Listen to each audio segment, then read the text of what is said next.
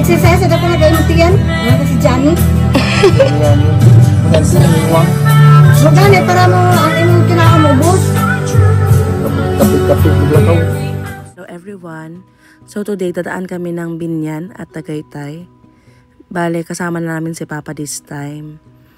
At sa Binyan kami ngayon para tanggalin yung mga room for rent signage. Si Papa naglinis din. At naibigay na rin namin yung susi ng bagong border sa second floor. Kaya paalis na kami papuntang Tagaytay para mag-lunch. At dadaan din pala kami sa bahay ni Rizal. And kaming apat. Andito na nga kami sa may bahay ni Rizal sa may Calamba, Laguna. Bale, walang bayad dito. Walang entrance fee. Pero may mga donation.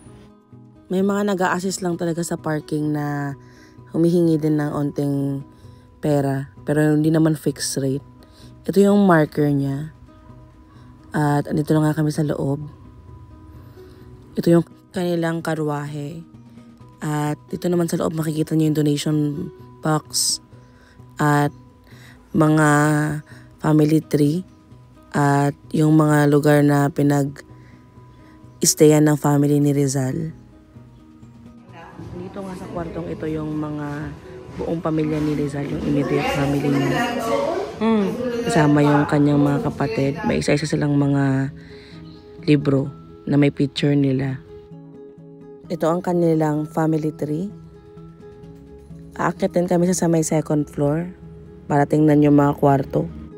Pero nag-explore muna kami dito sa may malapit sa hagdan. At ito ang maglola. Ito yung kanilang parang sala. Marami silang mga table. At ito yung kanilang kusina. Yan yung mga kagamitan nila ng unang panahon. Ang dami nilang sitting area kasi 11 nga silang magkakapatid. At ito yung sample ng mga kwarto na tinulugan nila Rizal at ng kanyang mga magulang. Talagang solid wood yan at talagang wala silang mga mattress. Karamihan dyan mga solihiya na furniture. At ito yung kwarto ng babaeng kapatid ni Rizal.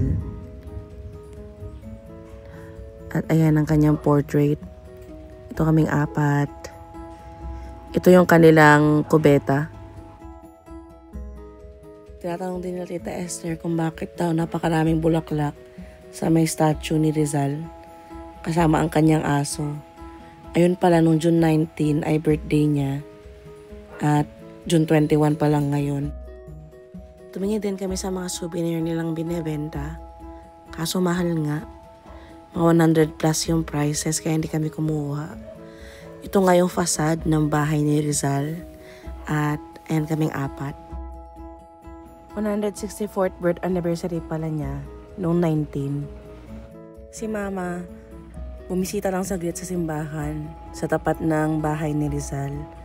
At andito kami nag-aantay sa kanya bago kami tumuloy sa susunod naming destination, which is Tagaytay. At dahil nga sobrang maulan, hindi kami matutuloy sa balak sana namin puntahan na Perlas ng Silang dahil baka madulas-dulas lang kami doon. At andito na kami ngayon sa Merben para kumain ng lunch. Dito kami usually kumakain nila Papa kapag napadpad kami dito sa may Tagaytay area.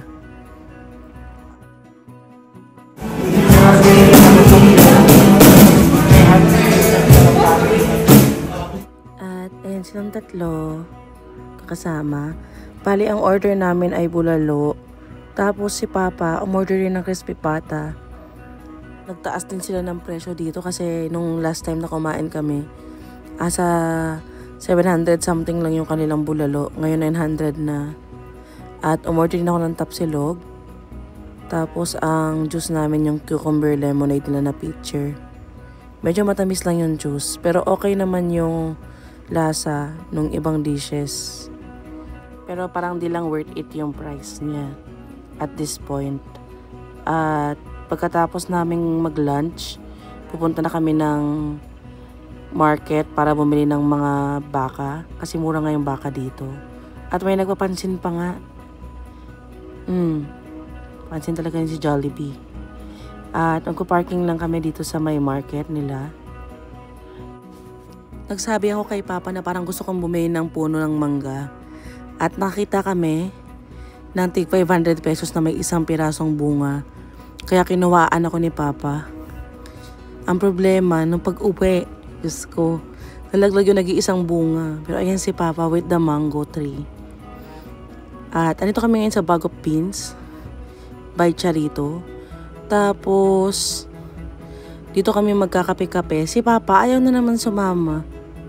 Ewan ko dyan, hindi ko lang pinipilit pag ayaw niya sumama. Patutulog lang daw siya sa car. So kaming mga girls, i-enjoy namin yung view ng Taal Lake. At ayan na nga yung Bulkang Taal. Contrary sa popular na belief, yung maliit na yan, hindi yan yung bulkan. Yung bulkan is yung nasa likod niya na malapad. Yes, yung malapad na yan na area. Ayan si Nika. Na-enjoy niya naman so far yung aming mga trips. At sila tita at si mama. At ito yung kanilang menu, paki-post na lang.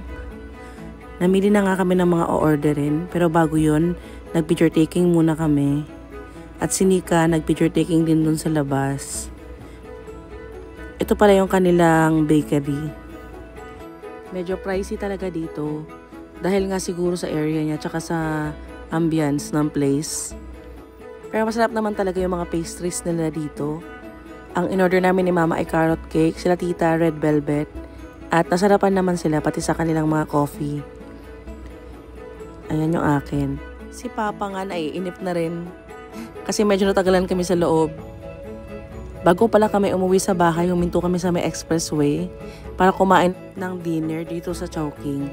At ayan ang dalawa. Nag-share sila sa isang towel. Anito na nga kami. Kumain na rin. Si Papa naman ang nagmaneho pa uwi dahil gusto daw niya akong palitan. Kinabukasan, biglang na-aksidente si Istong. Nadulas siya kaya yung kamay niya ay nabalian. Buti na lang ay left arm. At ayan si Nemento nga. Kumain din kami sa Jollibee bago umuwi. Si Georgette naman na awa kay Tita Estong niya kaya hinimay niya yung chicken. Ayun lang. Maraming salamat sa panonood.